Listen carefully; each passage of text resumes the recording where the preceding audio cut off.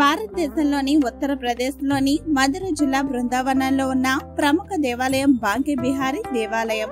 ఈ ఆలయంలో కొలువైన రాధాకృష్ణుల మిశ్రమ రూపాన్ని దర్శించుకోవడానికి ఏడాది పొడవునా భారీ సంఖ్యలో భక్తులు బృందావనానికి వస్తుంటారు. అయితే కన్నయ్య విగ్రహ పాదాలను మాత్రం దర్శించుకోలేరు. ఎందుకంటే బాంకే బిహారీ పాదాలు ఏడాది పొడవునా కన్నయ్యకు ధరింపజేసి దుస్తులతో కప్పబడి ఉంటాయి.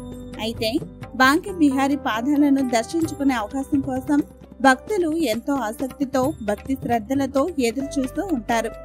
ఏడాదికి ఒకసారి మాత్రమే కన్నయ్య తన భక్తులందరికీ తన పాద దర్శనం ఇస్తారు.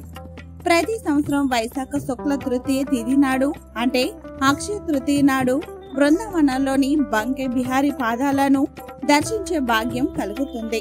భగవంతుని పాదాలను ఏడాది పొడవున వస్త్రాలతో కప్పి ఉంచడంతో సంవత్సరానికి ఒకసారి అంటే అక్షయ తృతీయ రోజున మాత్రమే పాద దర్శనం పొందుతారు. ఈ రోజు కన్నయ్య పాదాల దర్శనం కోసం భారీ సంఖ్యలో భక్తులు ఆలయం వద్దకు చేరుకుంటారు.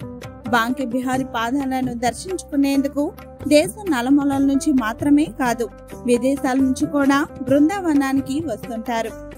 ఆలయ చరిత్ర కథనం ప్రకారం చాలా సంవత్సరాల క్రితం స్వామి హరిదాస్ భక్తి ఆరాధనకు సంతోషించిన బాంకే బిహారీ నిధిమన్లో కనిపించారు. స్వామి హరిదాస్ బాంకే బిహారీని పూర్తి భక్తితో సేవించేవారు. వారు కూడా ఆయనకు ఇష్టమైన వంటకాలు అందించి పూజలు చేశారు.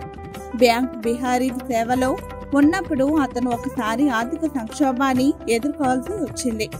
అతనికి ఎవరి నుంచి సహాయం లభించలేదు. అప్పుడు ఠాకూర్జీ స్వామీజీకి తన పాద దర్శనం ఇచ్చాడు.